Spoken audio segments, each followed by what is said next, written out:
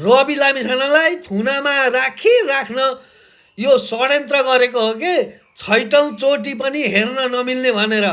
के रवि लामिछानेका आफ्ना नाता गोता आफन्त मात्रै छन् त नेपालमा न्यायाधीश र वकिलहरू? अरू छैनन्? तिमीहरूको षड्यन्त्र बुझिराखेको छ हामीले।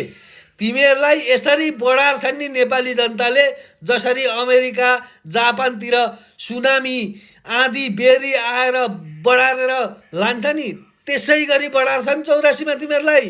तिमीहरूको करतुत बुझेका छैनन् र नेपालीहरूले। जति सक्यो रवि लामिछानेलाई चाहिँ जेलमै लम्ब्याएर सडाउने तिमीहरूको षड्यन्त्र नेपाली जनताले बुझिसकेका छन्। अब नेपाली जनताले तिमीहरूलाई छोड्नेवाला छैनन्। तिमीहरू होस गरेर बस।